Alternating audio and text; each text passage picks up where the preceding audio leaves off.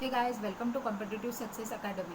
आज हम बात करने वाले टीईटी सीटीईटी के फर्स्ट में जो टीचिंग मेथड्स है उसके बारे में, और बच्चों का मेंटेलिटी साइकोलॉजी किस तरह से डेवलप होती है उसके बारे में।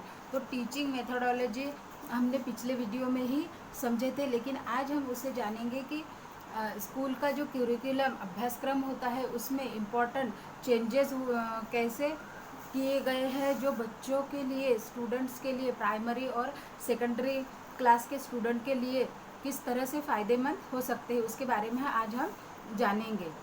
तो दोस्तों, पहले क्या होता था कि कहते थे कि छड़ी लागे छम छम विद्या यही घम घम, ऐसे मराठी में एक कहावत है। और बच्चों को जितना ज़्यादा बुक्स पढ़ने देंगे उनका मेंटली डेवलपमेंट होगा, लेकिन अब जिस तरह से वर्ल्ड चेंज होता है उस तरह से ही हमें भी चेंज होना है। अपनी एजुकेशन सिस्टम में भी चेंजेस गवर्नमेंट ने कुछ किए थे। तो उसमें पहले बताया गया था कि बच्चों पर जो किताबों का स्टडी का बोझ है उसे कम करना, उसके लिए स्टडी में का क्यूरिकुलम लर्निंग बोझा कम करना। उसमें क्या किया गया था कि बुक्स कम किए गए थे और जो क्यूरिकुलम था उसे लाइफ के साथ जोड़ने का संकल्प लिया गया था। जैसे कि कुछ इन्फॉर्मेशन है वो बच्चों को दी जाए, लाइफ साइंस से रिलेटेड कुछ इन्फॉर्मेशन होंगी वो उनके लाइफ से ही उन्हें सिखाया जाए। एजुकेशन ऐसी चीज़ है जिसे होल लाइफ हम करते हैं। ऐसा नहीं कि किताबों से ही हम सीखते, बल्कि हम बाहर की दुनिया से भी सीखते हैं। तो बच्चों को जो सीखने की उनकी कैपेबिलिटी है उसे बढ़ाने के लिए, जैसे कि इंटरनेट का यूज़ किया, कुछ क्रॉस पजल उनको छोड़ने को दिए, रेफरेंस स्किल यानी संदर्भ स्किल सिखाए गए, स्मार्ट स्टडी कैसे करते हैं वो बताया गया। जैसे बुक्स ही पढ़ना नहीं है, उनके इम्पोर्टेंट नोट्स निकालने हैं, इस तरह की बातें इसमें रखी गई थी। स्टडी जब बुक्स लिखे जाते हैं उसमें बहुत सारे चैप्टर वगैरह होते हैं, लेकिन इन द क्लासरूम जब टीचर पढ़ाते हैं तो ऐसा ज़रूरी नहीं कि वो सारे ही चैप्टर पढ़ाए जाए। उसमें के जो मेन है, कुछ चैप्टर जो इम्पोर्टेंट नहीं है उसे ज़्यादा तवज्जो न देते हुए थोड़ा सा पढ़ा लिया। दैट मीन्स जो टीचर अपनी अंडरस्टैंडिंग से उस तरह से पढ़ा सके। जब क्यूरिकुलम स्टडी मटेरियल बच्चों के लिए तैयार किया जाता है तो उसकी क्वालिटी क्या है, उसका रियल लाइफ में कुछ वैल्यू है क्या, ये सब बातों पर भी ध्यान दिया गया था। और बुक्स 10 साल 5 साल पहले लिखे जाते हैं तो उनका प्रेजेंट से कुछ वैल्यू होना चाहिए। इसलिए बच्चों का, अगर हम बच्चों को चाहते हैं, स्टूडेंट जो कल का हमारे देश का फ्यूचर है उनका अच्छे से डेवलपमेंट हो, ये हम अगर हमारा एम है तो हमें बच्चों में वो क्वालिटीज़ लानी होंगी। जैसे कि मान लीजिए स्टूडेंट सार्वजनिक गार्डन में खेल रहे हैं तो वहाँ पर जो वहाँ पर झूले हैं, कुछ सामान है, तो उसे तोड़फोड़ नहीं करना है। ये हमें बच्चों को सिखाना है। ये हमारे देश की मौलिक संपत्ति है। हम इसे इस तरह से बर्बाद नहीं करेंगे, ऐसा बच्चों के दिल में हमें बसाना है, उन्हें इस तरह से सिखाना है। जैसे कि पिकनिक को बच्चों को ले गए, स्टूडेंट को ले गए, तो उनकी वैल्यू उनके दिल में हमें समझानी है, बसानी है। जैसे कि देख लीजिए, अगर कुछ सोशल कुछ प्रॉब्लम्स होते हैं तो जैसे बस या रेलवे, इनका जो नुकसान किया जाता है, उसे हानि पहुंचाई जाती है, तो एक प्रकार से हम अपनी ही संपत्ति को हानि पहुंचाते हैं, क्योंकि वो नेशनल संपत्ति है, माने हमारी भी तो संपत्ति ही हुई ना। तो इस तरह से हम एजुकेशन को बच्चों के प्रेजेंट से जोड़ सकते हैं। प्रेजेंट से तो जोड़ ही सकते हैं, लेकिन फ्यूचर में आज जो हम एजुकेशन उन्हें पहुंचा रहे हैं, दे रहे हैं, वो फ्यूचर में उनके लिए कैसे इम्पोर्टेंट साबित हो सकता है। हमें सिर्फ एजुकेटेड फौज तैयार नहीं करनी है।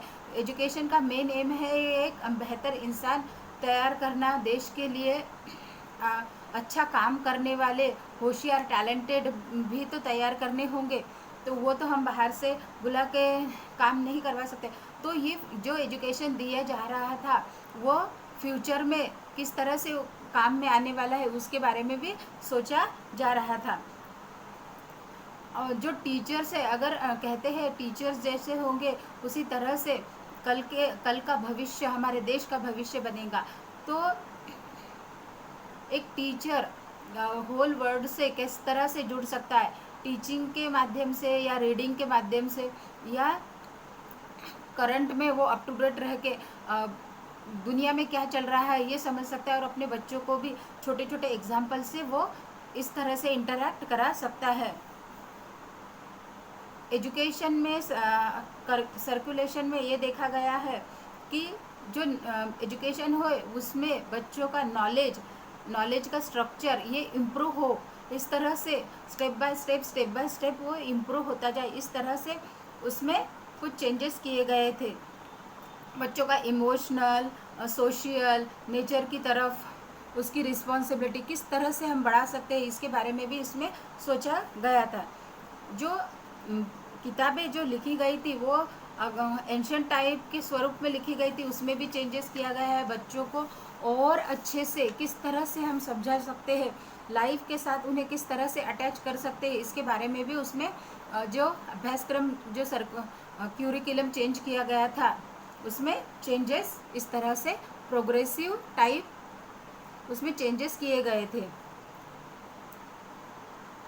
तो सिर्फ वो किताबों में जो पाठ्यक्रम में जो लेसन्स दिए गए हैं हमें सिर्फ उसका निचोड़ ही नहीं समझना है, बल्कि वो क्यों दिए गए हैं, उसमें हमारे अंडरस्टैंडिंग का हम किस तरह से यूज़ कर सकते हैं, उसे हम हमारे डेली लाइफ से किस तरह से जोड़ सकते हैं, इन बातों को पर भी उसमें कुछ इम्पोर्टेंट पॉइंट राइट डाउन किए गए थे। और होल पाठ्यपुस्तक का यानी लेसन्स का निचोड़ यही था कि बच्चों को फ्यूचर प्रेजेंट से जोड़े और फ्यूचर के लिए तैयार करे। हमारा देश एक लोकशाही का देश है, तो सबको एक साथ मिलकर ही रहना है। उस तरह से बच्चों के दिमाग में हम किस तरह से अटैच कर सकते हैं, ये सारी बातें भी उसमें अटैच की गई थी। और एजुकेशन का जो माध्यम है, जैसे लैंग्वेज,